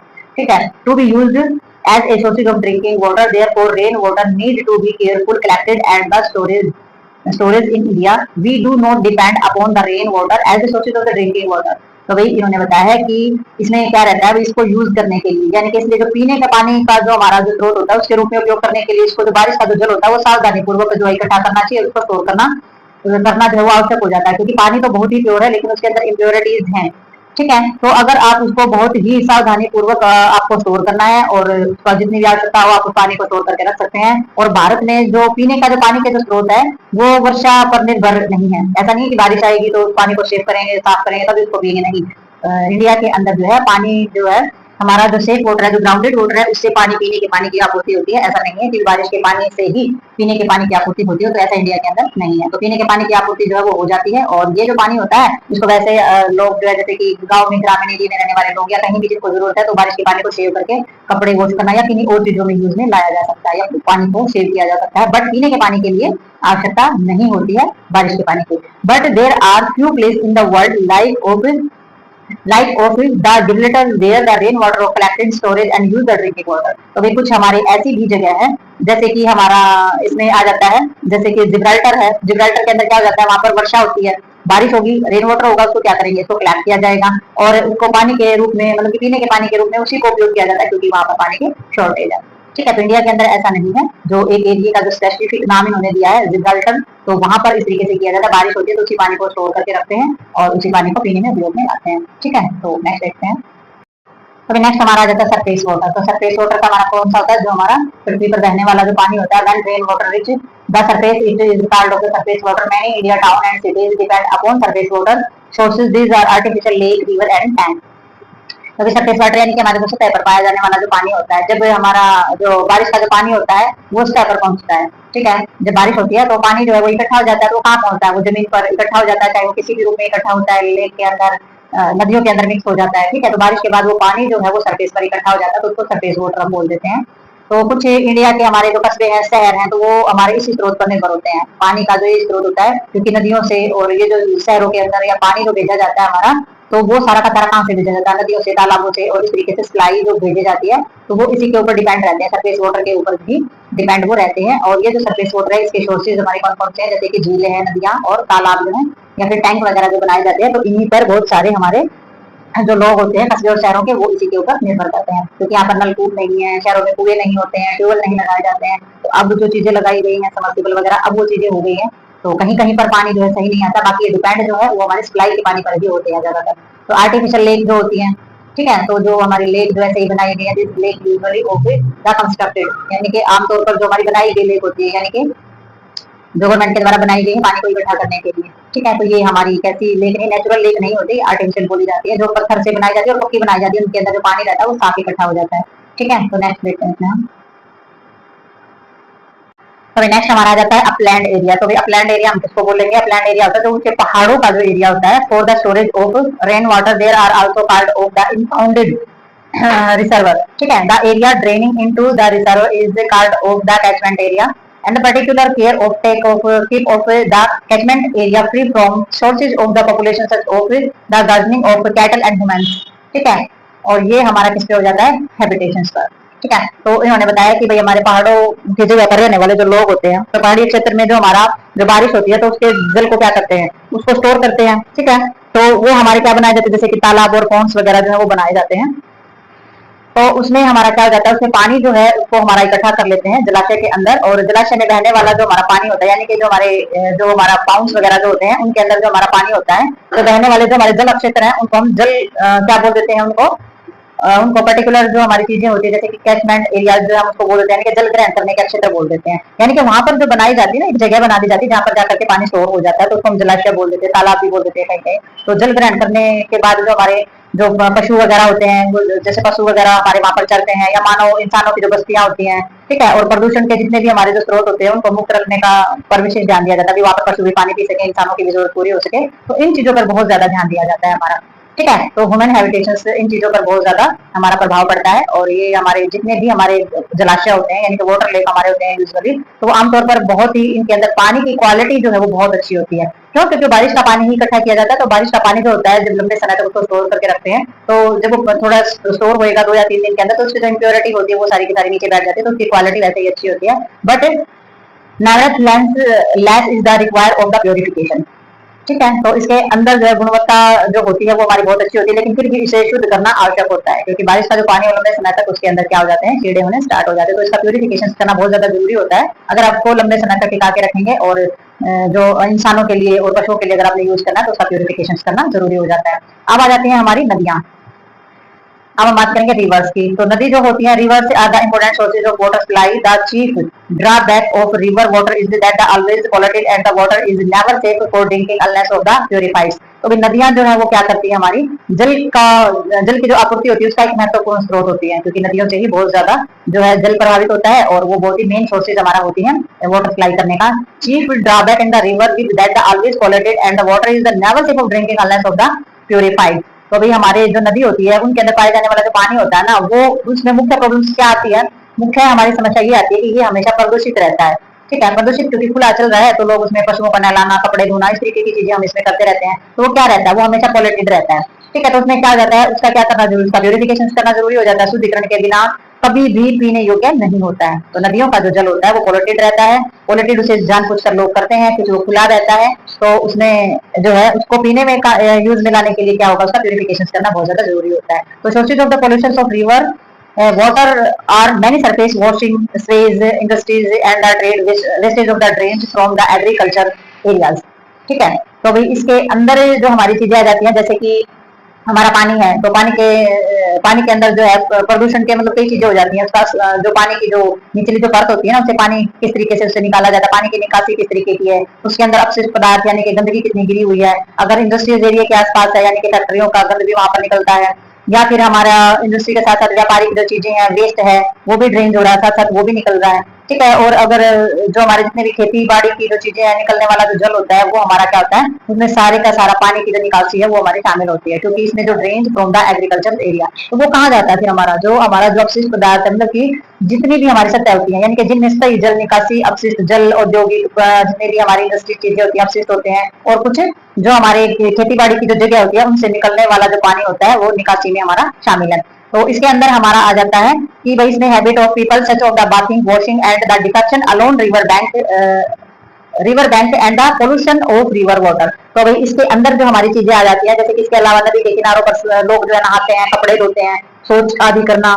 ठीक है, ऐसी जो गंदी आदतों वाले जो लोग होते हैं, जो रीति रिवाज ऐसी होती है कि पानी में जाकर के स्नान करते हैं, वहीं पे कपड़े बहाना या इस तरीके की चीजें करना, तो ये जो गंदी आदतें होती हैं ये नदी के जल को प्रदूषित करने में बढ़ावा देती हैं और ये जल के प्रदूषण को बढ़ाती हैं। तो इस तरीके की जो चीजें होती हैं हमारी, डिफेक्शन लोगों का वहीं पर बाहर नहाना, वहीं पर डिफेक्शन का मतलब मल से ही हो जाता है, मलमूत्र आदि सारी की सारी चीजें वहीं पर करना, तो ये जो गंदी आदतें होती हैं, वहीं पर कपड़े बर्तन सब कुछ वहीं पर धोना, तो ये और गंदा पानी उसी नदी के अंदर ही गंदा पानी छोड़ना, या वहां से पानी लो और चीजों को साफ करो और उस नदी से बाहर फेंक दो, तो नदी जो है वो पॉल्यूटेड इतनी नहीं होगी। लेकिन यहाँ लोगों की आदतें और अज्ञानता बहुत ज्यादा होने के कारण नदियों का जो प्रदूषण होता है वो भी ज्यादा बढ़ जाता है। ठीक है, तो नेक्स्ट देखते हैं इसमें हम। तो अभी हम बात करेंगे टैंक्स के बारे में। तो टैंक्स हमारे कैसे होते हैं, तो टैंक ऐसे होते हैं जो कि हमारे tank are the excavations of which the surface water is storage. तो टैंक इसलिए बनाए जाते हैं ताकि सरफेस पर जो पानी होता है ना उसको स्टोर किया जा सके। ठीक है, tanks are the sources of water supply in some Indian village. तो टैंक में जो पानी इकट्ठा किया जाता है वो फिर हमारे जो इंडिया के जितने भी गांव में रहने वाले जो लोग होते हैं उनको सप्लाई किया जाता है। ठीक है, तो कुछ लोग जो होते हैं वो तालाब के पानी के ऊपर ही निर्भर करते हैं, वही स्रोत उनका होता है। ठीक है, तो like river water and never safe from the drinking for domestic purpose. तो इन्होंने बताया कि जो हमारा नदी के जल की तरह जो तालाब का जो पानी होता है ना वो भी घरेलू उपयोग के लिए कभी सुरक्षित नहीं होता, क्योंकि वो भी खुला होता है और वो पानी एकत्रित किया हुआ होता है, तो उसके अंदर भी बहुत ज्यादा इम्प्योरिटीज होती हैं। तो वो भी हमारे ड्रिंकिंग यानी कि पीने के लिए वो पानी जो है डोमेस्टिक पर्पज के लिए, घरेलू चीजों के लिए उपयोग में लाने के लिए सही नहीं होता, यानी कि किचन में यूज करने के लिए सही नहीं होता। बाकी अगर कुछ वॉश करना है तो उन चीजों के लिए तो ठीक रहता है, बट ड्रिंकिंग के लिए ज्यादातर नुकसानदायक वो हो सकता है। Because the tank is India are like of the transport. All the flight offer to the surrounding area of the walls they offer directly into the during of the rainy season। तो इसमें क्या करते हैं लोग, तो इन्होंने बताया कि जो जल जो है जैसे कि नदी के जल की तरह ये तालाब का जो पानी होता है वैसे तो घर के लिए सुरक्षित होता ही नहीं है, लेकिन इसका कारण ये भी है कि जो भारत में जो तालाब के अंदर जो पानी होता है ना तो उसमें गंदे नाले की तरह ही हमारे तालाब जो वो होते हैं, क्योंकि बरसात के मौसम में आसपास के सभी जो जगह होती है वहाँ की सारी गंदगी जो है सीधी बह करके यहाँ पर इकट्ठी हो जाती है। तो वो क्या होता है कि सारे एरियो से जुड़ा हुआ होता है, तो बारिश के पानी में सारी गंदगी छतों की, नालियों की, गंदे नालों की जो भी नाली या जो भी गंदगी होती है तो डायरेक्ट क्या करेगी, वो during drain of the rainy season, तो बारिश के पानी में सारा का सारा गंद वहां करके इकट्ठा हो जाता है, इसलिए डोमेस्टिक पर्पज के लिए पानी सही नहीं होता है ये। So beside the tank water of the subjected of the constant pollution daily by the people of themselves of the washing, bathing and the defecting near the tank water if the considered from drinking purpose should be the subjected of the purification। तो भी इन्होंने बताया कि भाई जो इसमें इसके अलावा जो हमारा जो तालाब है यानी कि जो टैंक है उसके अंदर जो पानी जो है हमारा, तो टैंक के पास नहाने या शौच आदि जो लोग वहां पर मलमूत्र का त्याग करते हैं, कपड़े धोते हैं, या तालाब का जो पानी होता है उसमें हर रोज प्रदूषित होता रहता है इस वजह से, क्योंकि कुछ लोग डायरेक्ट वहां जाकर ही हमारे जो पानी होता है उसको यूज करते हैं, उसमें गंदगी फेंकते हैं, ठीक है, तो उससे जल प्रदूषित होता है, ठीक है। और अगर पीने के लिए तालाब के जल का उपयोग करने का अगर विचार किया जाता है तो सबसे पहले उसका क्या किया जाएगा, प्योरिफिकेशन। तो उसको अगर चाहे कि भाई इसको पीने का उद्देश्य अगर हम लें कि भाई ये पानी जो है पीने योग्य बनाया जाए, तो उसका सब्जेक्टिव प्योरिफिकेशन जो है वो किया जाना चाहिए, उसके बगैर वो पीने योग्य नहीं होगा, ठीक है। और ग्राउंडेड वाटर जो हमारा आ जाता है यानी कि जमीन से निकलने वाला जो पानी होता है, that rain water sinks into the ground it become ground water. तो भाई हमारी जो जमीन होती है, बारिश जब आती है तो पानी जो है वो जमीन में रिश्ता रहता है, ठीक है, सिंक्स यानी कि रिश्ता रहेगा नीचे, और वो क्या होगा, वो जो है क्या बन जाता है फिर हमारा ग्राउंडेड वाटर यानी कि भूजल हम उसको बोलते हैं, जमीन के अंदर वो पानी जो है वो चला जाता है, रिश्ता रहता है, और water get purified by the circulations. तो ये जो रिश्ने का जो प्रोसेस हमारा होता है ये हमारे पानी जो है इसकी वजह से शुद्ध हो जाता है, ठीक है। तो ये एक जो है नेचुरल प्यूरिफिकेशन जो है पानी का हो जाता है, the advantage of the grounded water. और हमारे फायदे क्या क्या रहते हैं जमीन के पानी के, तो वो हम इसमें देखेंगे। सबसे पहला जो हमारा एडवांटेज इन्होंने बताया, it is the superior to surface water become it directly to be free from the pathogenic organism. तो भाई ये जो हमारा सुपीरियर यानी कि सरफेस पर पाए जाने वाला जो हमारा पानी है, ये हमारे जितने भी बीमारी फैलाने वाले जितने भी जीव हैं उनके होने की संभावना बहुत ही कम इसमें हो जाती है। पैथोजेनिक ऑर्गेनिज्म जो है उनके होने की संभावना बहुत ही कम हो जाती है इसके अंदर, जो कि पानी सरफेस से हमारा पानी अंदर की तरफ चला जाता है, भूजल जो होता है उसमें। तो नेक्स्ट देखते हैं इसमें हम, तो भाई नेक्स्ट इन्होंने बताया है कि भाई it's usually require no treatment. तो भाई इसकी रिक्वायरमेंट के लिए कोई खास ट्रीटमेंट की आवश्यकता नहीं होती है, प्योरिफिकेशन की आवश्यकता नहीं होती है, आमतौर पर कोई इलाज की आवश्यकता इसको नहीं होती है। नेक्स्ट उन्होंने बताया the supply the likely to be the constant even during summer. तो भाई गर्मियों के दौरान भी जो इसकी जो पूरा पड़ने की जो है जो संभावना वो हमारी रहती है, आपूर्ति जो रहने की संभावना रहती है, क्योंकि पानी जो है वो हमारा जमीन में रिश्ता रहता है, वहां पर इकट्ठा हो जाता है, तो वो हमारा गर्मी के दिनों में भी उससे पूरी उम्मीद रहती है कि कुएं जो है वो हमारे उनमें पानी मिले, ठीक है। तो इसमें आ जाता है but the disadvantage of ground water. तो भी हमारे नुकसान क्या क्या रहते हैं जमीन के पानी के, the water is the harder than surface water some time of pretty hard. तो इन्होंने बताया है कि जो जमीन में जो पानी जो चला जाता है वो हमारा उसकी जल होता है वो हमारा कठोर होता है, ठीक है। तो कठोर जल हम जिसको बोलते हैं, हार्ड वाटर हम जिसको बोलते हैं, तो कभी कभी बहुत ही ज्यादा कठोर ही हमारा हो जाता है, ठीक है।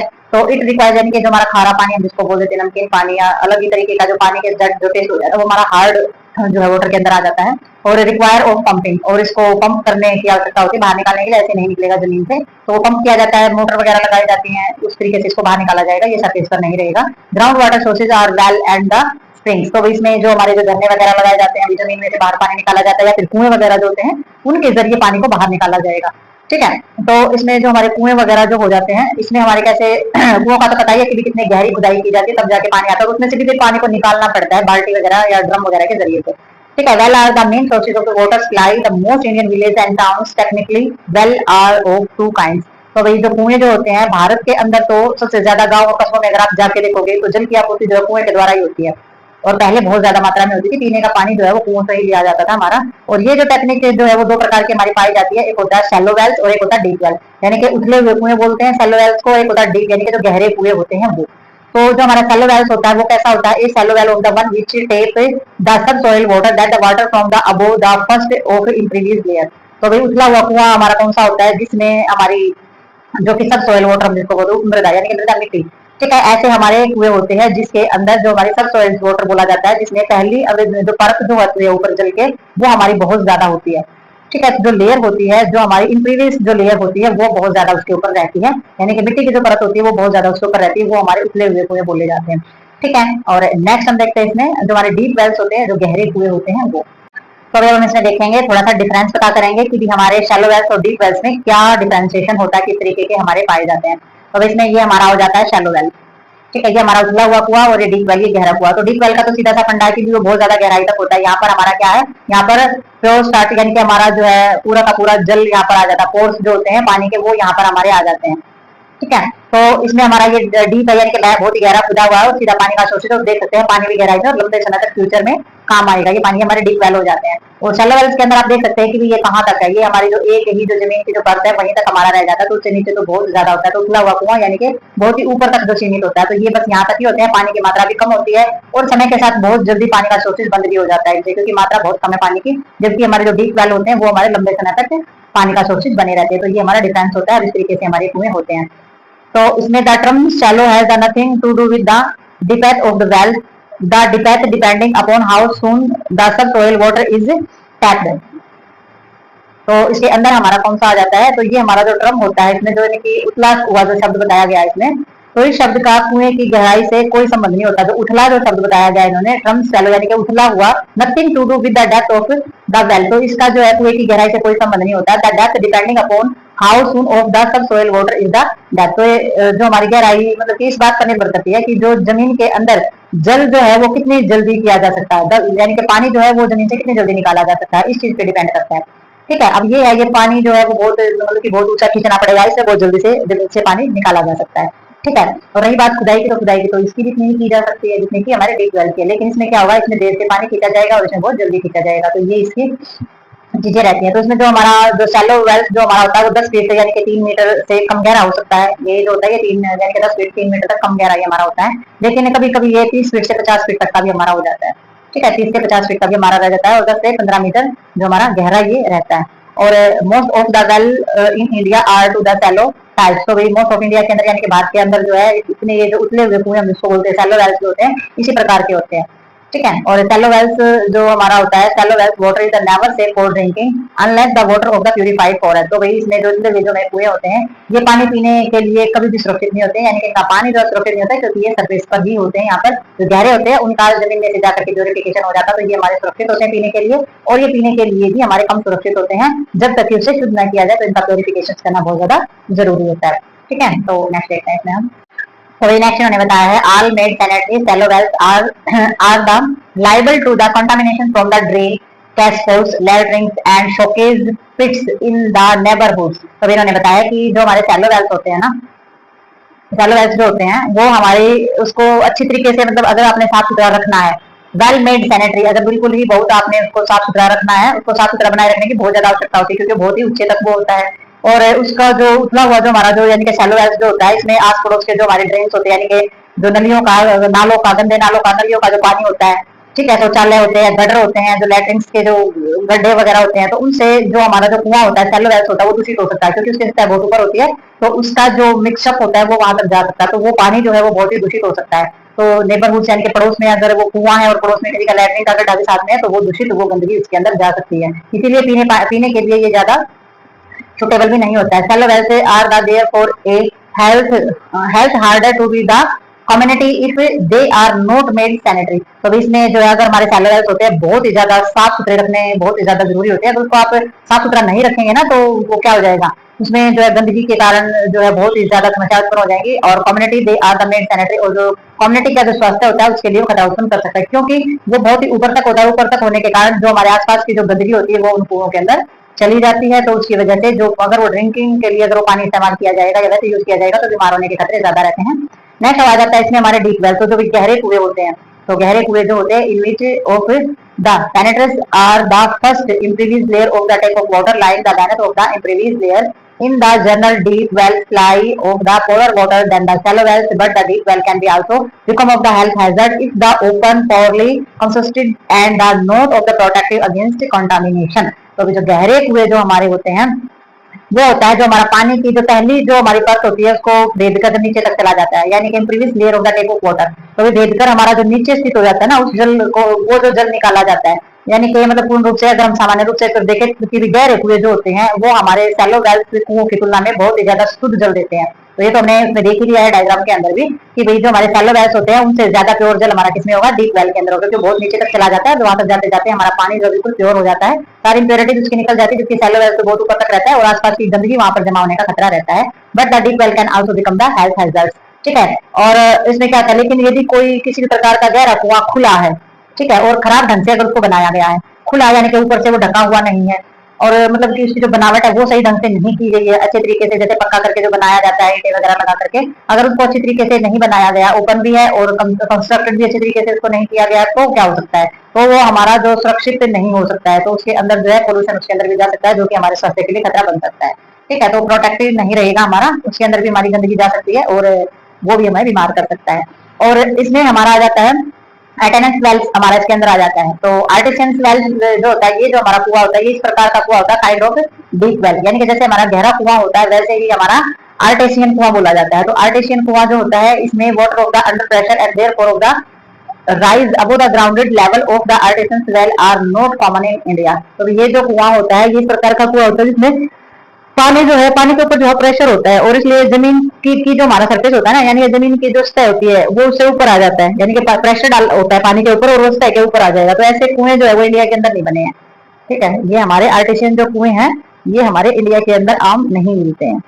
ठीक है, तो यहाँ पर ज्यादा हमारे कौन से मिलेंगे, या तो शैलो वेल्स मिलेंगे या फिर डीप वेल मिलेंगे। ठीक है, नेक्स्ट देखते हैं इसमें हम।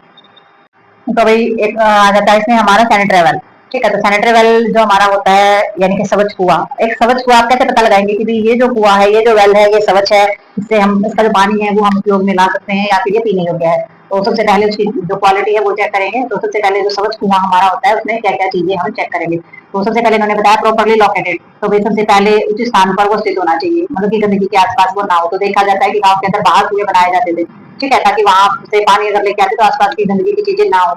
लेकिन लोग क्या करते हैं, वहीं पर जाकर के फिर घर बना लेते हैं, तो वहां पर पानी जो है पॉल्यूटेड हो जाता है हमारे कुओं का। तो प्रॉपर्ली लोकेटेड होने चाहिए, वेल कंस्ट्रक्टेड होने चाहिए, यानी कि उनकी जो बनावट है वो बहुत अच्छे तरीके से निर्मित की जानी चाहिए।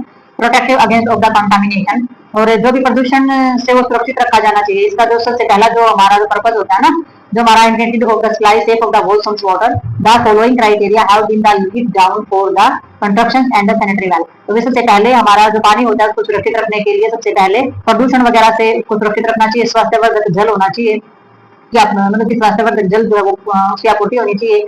और जितने भी हमारे जो ये कुएं होते हैं, यानी कि जो हमारे सैनिटरी वेल जो होते हैं, स्वच्छ कुएं हम जिसको बोल सकते हैं, तो इनके निर्माण के लिए कुछ चीजें हमारी निर्धारित की गई है कि भाई क्या क्या चीजें ऐसी बनाए कि जो हमारा जो वेल है वो हमारा सैनिटरी वेल यानी कि स्वच्छता कुआं, यानी कि पीने के योग्य पानी वाला जो कुआं है वो बन सके। तो इसमें सबसे पहले लोकेशन इन्होंने दी है, जो सिलेक्ट करेंगे आप इसकी लोकेशन और site, well construction 2 point need of the particular attention. तो भाई इसमें जो दो चीजें जो होती हैं, हम जब जगह का चयन करते हैं ना कि यहाँ पर कुएं की खुदाई की जानी चाहिए, कंस्ट्रक्शन करना चाहिए, यहाँ पर कुआं खुदाना चाहिए, तो उसमें दो चीजों पर ज्यादा ध्यान दिया जाता है। तो सबसे पहला जो ध्यान दिया जाता है, there should be the no sources of the pollution of the contamination with the radius of. तो भाई कुएं का जब निर्माण आप करें तो आप देख लें कि प्रदूषण और बीमारी फैलाने वाले कोई भी स्रोत आसपास नहीं होना चाहिए। स्पेशली घर तो बिल्कुल ही नहीं होने चाहिए आसपास किसी भी प्रकार के, अगर कुएं को सुरक्षित रखना है तो, क्योंकि जहां पर लोग रहेंगे वहीं पर सबसे ज्यादा गंदगी जो है वो फैलाते हैं। तो जो चीजें होती है, हमारा जो कुआं जो होता है वो हमेशा खेतों में, जो कुएं होते हैं वो खेतों में ही हमेशा बनाए जाते थे, वहां से पानी सर पे लाने का यही मतलब होता था, क्योंकि घरों के आसपास रहने वाला जो कुआं होता है, जितना भी वेस्ट प्रोडक्ट या फिर जितनी भी हमारा जल ड्रेन किया जाता है नालियों से, गंदे नालियों से, वो सोची सारा का सारा पानी जो है वो वहां का गंदा हो जाता है। ठीक है, और जैसे जोड़ और तालाब के पास अगर कुआं होता है तो उसका भी जल सुरक्षित नहीं होता है, उसका भी जल खराब होता है, वो पीने योग्य नहीं रहता है। ठीक है, तो नेक्स्ट देखते हैं। और इसमें हम देखते हैं, ये है हमारा कुआं। तो देख सकते हैं भाई ये हमारा कैसा कुआं है, सैनिटरी ओपन वेल ये हमारा है, यानी कि ये स्वच्छ कुआं है बिल्कुल। तो इसको किस तरीके से जो है बनाया गया है, तो इसमें सबसे पहले इन्होंने बताया है एट लीस्ट 15 फीट और 15 मीटर।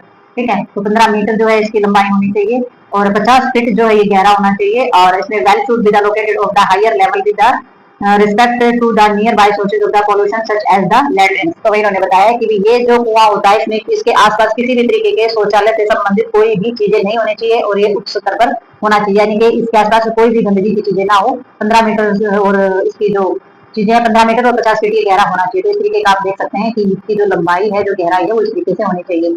लाइनिंग जो हमारी बनाई जाती है, जो दीवार होती है, जो साइड वेल जो होती है, should be the build and the brick and stone. तो भी अच्छा पत्थर और अच्छी ईंटें लगा करके जो इसकी साइड की जो दीवारें हैं, ये देख सकते हैं कि कितनी अच्छे तरीके से इसमें काम किया गया है, कितनी मजबूती से इसको बनाया गया है। तो अच्छे स्टोन और अच्छी ईंटें लगा करके, अगर ईंटें भुरभुरी हैं उससे रेस्पिरेट हुआ था गंदगी, तो वही पैदा कर देंगे। अगर नमी वगैरह है, मॉइस्चर वगैरह है, तो बैक्टीरिया हमारे वैसे ही पानी को खराब कर देंगे। तो इसमें जो है सबसे पहली चीज जो स्टोन और जो ईंटें लगाई जाती हैं, वो बहुत ही अच्छे पत्थर जो है उसमें लगाए जाने चाहिए। और कुएं के जो किनारे होते हैं, ठीक है, तो उसमें जो किनारे होते हैं या फिर इसकी जो भी हमारे स्टोन और पत्थर जो लगाए जाते हैं, तो उसकी गहराई होती है एटलीस्ट 6 मीटर, यानी कि 20 फीट तक इसकी गहराई होनी चाहिए, जो लगाते हैं हम जहां तक भी इसकी कंस्ट्रक्शन किया जाता है। और इसमें cement to prevent of the seepage of the subsoil water from the side of the well. तो भी जो हमारे कुएं वगैरह होते हैं के किनारे पर लगाई गई जो मिट्टी है, जो सीमेंट है, वो जल के रिसाव को रोकने के लिए ऐसे सीमेंट और अस्तर का उपयोग किया जाना चाहिए कि जल के रिसाव को रोक दे, तो जल जो उसमें से रिसे ना। ठीक है। तो नेक्स्ट हमारा इसके अंदर आ जाता है पैरापेट वेल्स। तो पैरापेट्स में पैरापेट जो हमारी दीवारें होती हैं, तो वॉल जो हमारी बनाई जाती हैं, तो देख सकते हैं कि इसमें दीवार जो है वो कितनी सॉलिड हमारी बनाई गई है। तो पैरापेट्स वॉल्स के अंदर इसमें आ जाता है कि जमीन से भी कम से कम यानी कि their floor should be the parapet well up to the higher of at least 70 to 75 centimetre यानी कि 28 इंच। ठीक है। From the ground level the parapets wall wall also should be the line with the cement both from the inside and outside. तो इन्होंने बताया है कि जो पैरापेट जो दीवारें जो बनाई जाती है वो हमारी बिल्कुल मजबूत बनाई जानी चाहिए। 70 सेंटीमीटर यानी कि कम से कम 28 इंच की ऊंचाई की जो पैरापेट दीवार है वो हमारी होनी चाहिए इसमें। ठीक है। तो दीवारें जो है बहुत अच्छे से हमारी ऊंची बनाई जानी चाहिए, अच्छी बनाई चाहिए, अच्छी ईंटें और स्टोन का उपयोग इसके अंदर किया जाना चाहिए। ठीक है। और इसके अंदर और बाहर दोनों तरफ ही सीमेंट की जो लिपाई होती है वो की जानी चाहिए। तो सीमेंट की लिपाई करेंगे तो पानी का जो रिसाव होता है वो इसमें नहीं होगा, और पैरापेट जो दीवार होती है वो जल की जो निकासी होती है और कुएं के अंदर जो प्रवेश करने से रोकती है। जल की निकासी के बाहर का जो दूषित जल है उसको कुएं के अंदर प्रवेश नहीं करने देंगे। ठीक है। और नेक्स्ट इसमें आ जाता है हमारा प्लेटफॉर्म। प्लेटफॉर्म यानी कि प्लेटफॉर्म हो जाता है जो कुएं के ऊपर जो चबूतरा बनाते हैं जिसपे खड़े होते हैं लोग, यानी कि पानी की रखने की जगह होती है, बर्तनों के रखने की जगह होती है। ठीक है। जिस पर खड़े होकर पानी निकाला जाता है तो उसको प्लेटफॉर्म यानी कि चबूतरा उसको बोला जाता है। There should be the cement of the concrete platform round of the well of the at least 1 metre यानी कि 3 feet is arc of the direction से।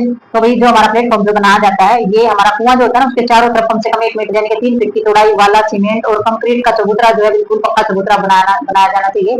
और जो उसका जो ढलान है platform should have with a gentle slope outward and towards of the drain bullet the along its edge. तो इन्होंने बताया चबूतरे का जो ढलान है वो बाहर की ओर होना चाहिए हल्का सा, जो कि किनारे वो पर नाली बनी हुई होनी चाहिए, यानी कि वहां पर जो भी पानी गिरता है, पानी जो निकालते हैं वो बाहर की तरफ गिरे, कुएं के अंदर वापस ना जाए यूज किया हुआ पानी। ठीक है। तो इसमें ढलान होना चाहिए, चबूतरा जो है वो 3 फीट तक हमारा राउंडेड होना चाहिए, पक्का होना चाहिए और अच्छे से फर्श वगैरह जो किया जाना चाहिए। तो नेक्स्ट हमारा आ जाता है इसमें ड्रेन। तो वही ड्रेन कैसे इसमें करेंगे, जो नालियां वगैरह होती है वो किस तरीके की इसमें होंगी, there should be the pucca drain हम इसको बोलेंगे। तो ये हमारी जो होती है जैसे कि carry of the slipped water of the soakage pit और द पब्लिक ड्रेन। तो इन्होंने बताया कि जो हमारी नाली कैसे होनी चाहिए, रिसने वाली नाली को सोखने वाले जो गड्ढे होते हैं ना, तो वो हमारी मतलब कि सार्वजनिक नली जो हम जिसको बोलते हैं जिसमें सबका यूज किया जाता है, तो सार्वजनिक नली में ले जाने के लिए पक्की नाली होनी चाहिए, यानी कि जो ड्रेन होता है वहां से निकलने वाला जो पानी होता है तो सबका पानी जिस नली से जा रहा है तो उस नली को वहां नली बना करके और वहां पर अलग से बना देना चाहिए, क्योंकि वहां पर अगर नली को दूसरी नली से नहीं जोड़ेंगे तो वहां पर पानी जब बहुत ज्यादा इकट्ठा होकर के वहां पर गंदगी कीचड़ और ये सारी चीजें हो जाएंगी जो कि पानी को दूषित करेंगे। ठीक है। Such split of the waste water to be the carry well beyond the cone of the filtration यानी कि area of drain of the land. तो भाई क्या होता है इसमें, इस प्रकार जो हमारा पानी जो रिश्ता है और जो अपशिष्ट जल जो हमारा होता है कुएं के अंदर, तो वो जो ऐसी ऐसी जो जगह होती है हमारी, ठीक है, यानी कि ड्रेन एरिया जो हमारा होता है, पानी निकलने का जो एरिया होता है, तो पानी निकलने का जो भी एरिया था वो काफी आगे तक ले जाना चाहिए, यानी कि जो ड्रेन है वो वहीं पर ऐसा नहीं करता कि यहाँ से पानी निकल रहा है उसको छोड़, इसको नाली बनाकर काफी आगे तक लेके जाना चाहिए और वहां पर किसी नाली के अंदर उसको जोड़ देना चाहिए ताकि सारी की सारी जो ड्रेनिंग है पानी की वो आगे चली जाए। और वहां पर भी अगर ड्रेनिंग अगर ज्यादा होगी तो वहां पर जो है पीने के पानी को में जो है दूषित होने की ज्यादा संभावना रहेगी।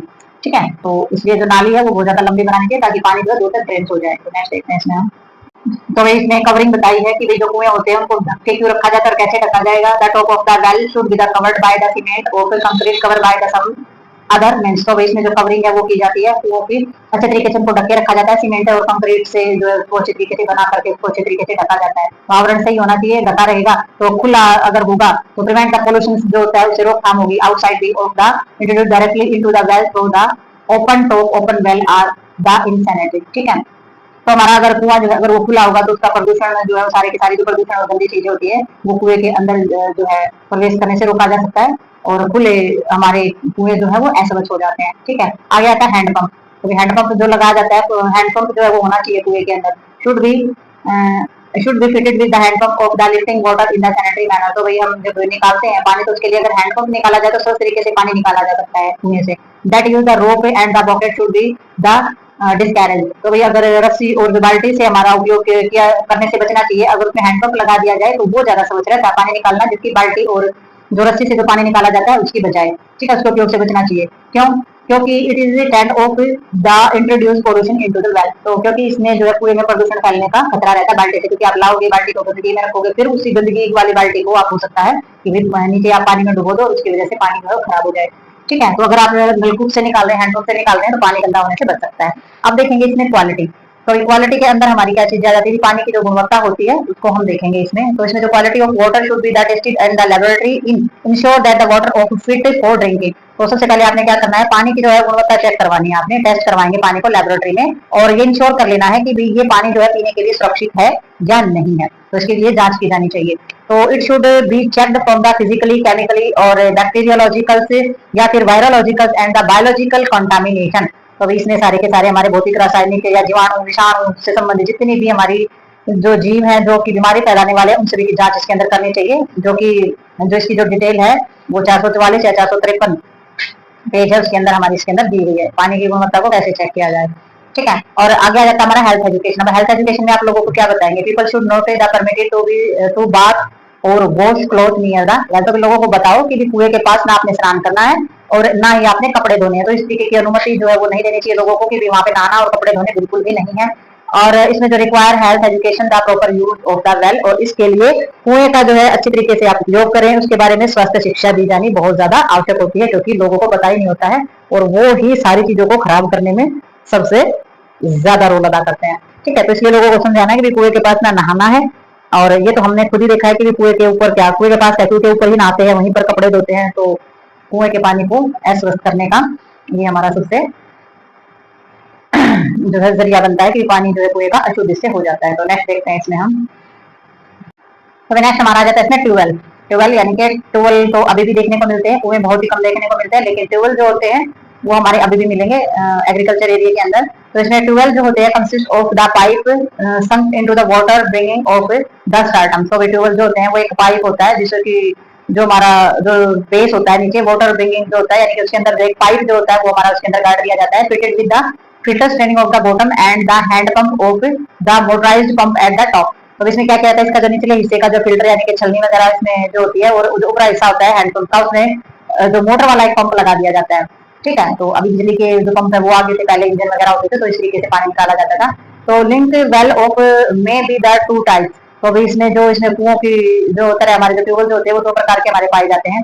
तो जैसे कुएं होते हैं ना दो टाइप के, वैसे सैलो एंड डीप। तो ये भी हमारे दो टाइप के पाए जाते हैं, जैसे कि सैलो एंड डीप। जो वो एक तो ऊपर की तरफ जो ऊपर वाले एरिया में स्टैपर लगाया जाता है, और एक होता है जो बहुत गहराई में लगाया जाता है। तो सैलो ट्यूबवेल जो होते हैं उनमें हमारा वही सब water and the deep tubewell the take of the water from the below of the first of in previous layer. तो ये भी इन्होंने भी यही बताया, उछले हुए यानी कि जो हमारे सैलो ट्यूबवेल्स होते हैं वो हमारे जो भूमिगत जो हमारा जल होता है वो निकालते हैं, जबकि जो हमारे डीप ट्यूबवेल होते हैं वो जो पानी है वो हमारी जो बिल्कुल निचली परत होती है वहां से पानी को निकालते हैं। तो ट्यूबवेल जो होते हैं वो हमारे आमतौर पर इवन सैलो ट्यूबवेल्स जो होते हैं, tubewell of the furnished generally of the good supply of water, even the shallow wells of can be the dependent upon of the furnished good quality water provide care and taken that there are no sources of pollution near about the tube well। ठीक है। तो वही इन्होंने बताया tubewell जो होते हैं ना वो आमतौर पर हमारे जो पानी की जो अच्छी आपूर्ति करते हैं, लेकिन जो हमारे सैलो ट्यूबवेल्स होते हैं ना, यानी कि ऊपर के स्टेपर लगे हुए होते हैं, उनकी उनसे भी अच्छी जो है क्वालिटी का जो पानी जो प्राप्त किया जा सकता है। ठीक है। और जो हमारे ट्यूबवेल के जो आसपास अगर प्रदूषण के स्रोत न हो, तो यानी कि उन्होंने बताया कि सैलो ट्यूबवेल्स होते हैं ना उनसे भी अच्छा पानी हमें मिल जाएगा, आसपास बस गंदगी नहीं होनी चाहिए। ठीक है। आसपास अगर गंदगी नहीं होगी तो वहां का पानी जो है वो पॉल्यूटेड नहीं होगा, और हमें अच्छे पानी जो है उस ट्यूबवेल से भी मिल सकता है। ट्यूबवेल के आसपास अगर प्रदूषण होगा तो वो हमारे जो जितने गहरे ट्यूबवेल होते हैं कई 100 फीट तक जो है खुदाई करके जो खोदे जाते हैं। ठीक है। तो फिर हमारे जो गहरे कुएं होते हैं वो बहुत सी ज्यादा मतलब अंदर ही अंदर बहुत ज्यादा 100 फीट यानी कि कम से कम 100 फीट तक उसको नीचे तक खोदा जाता है, तो वो हमारे गहरे ट्यूबवेल्स लगाए जाते हैं। Supply of the grounded water located of the submersible pump is the instant of the underground. तो इसमें क्या किया जाता है, इसमें जो गहरे कुएं होते हैं 100 फीट तक नीचे खोदे जाएंगे, और जब भूमि में जहाँ पर जल का स्रोत मिल जाए जहाँ तक वहां तक उसको खुदाई की जाती है, और जो जमीन का जो पानी होता है उसके रूप में जो पंप होता है वो लगाया जाएगा, जो कि जल पानी में डूबा हुआ पंप जो है वो उसमें लगाया जाता है। और इसमें जो है जैसे कि Chandigarh capital city Punjab dry इसका entire water supply from the tubewell. तो भाई पंजाब की राजधानी जो है चंडीगढ़ को अपने संपूर्ण जल की आपूर्ति ट्यूबवेल से ही प्राप्त होती है। तो भाई पंजाब में जो चंडीगढ़ शहर है उसमें सारा का सारा पानी जो है वो ट्यूबवेल से ही प्राप्त होता है, यानी कि वहां पर जो नदियां या तालाब यहाँ से पानी नहीं जाता है, सबके सब वहाँ पे ट्यूबवेल लगाए हुए वहीं से पानी की आपूर्ति जो है उसकी की जाती है। ठीक है। तो भाई नेक्स्ट हमारा इसके अंदर आ जाता है, नेक्स्ट जो है नेक्स्ट इसमें आएगा जैसे कि हमारा स्प्रिंग्स। स्प्रिंग में क्या आ जाता है, ये हमारा जो स्प्रिंग है ये mainly ground water that appear at the surface due to the creation favourable formation of the layer of. तो भी जो हमारे पानी को प्राप्त करने वाले जो हमारे जो चीजें होती हैं, असल में जो हमारा जमीन का जो पानी होता है ना, उनसे जो हमारा जल होता है, उनकी जो परतों का कुछ जो संरचनाएं होती है वो अनुकूल होती हैं, तो उनके कारण जो है सतह जो है वो पानी के ऊपर कट हो जाती है हमारी। ठीक है, तो स्प्रिंगिंग में क्या हो जाता है कि जल प्रपात नहीं बोलते थे हम, जो पहले पढ़ा करते थे, तो उसमें जो भूमि का जो हमारा जल होता था, यानी कि जमीन में पाए जाने वाला जो हमारा पानी होता था ना, तो उस जो पानी की जो परतें है ना, कुछ वो अनुकूल जो चीजें हैं, संरचनाएं हम जिसको बोलते थे, फॉर्मेशन जो होते, फेवरेबल फॉर्मेशन जिसको हम बोलते थे, अनुकूल संरचनाएं जो है, उनके कारण सतह पर प्रकट हो जाता है हमारा पानी। ठीक है, तो सतह पर प्रकट होता है, तो किस तरीके से हम उसको निकालते हैं आगे देखिए।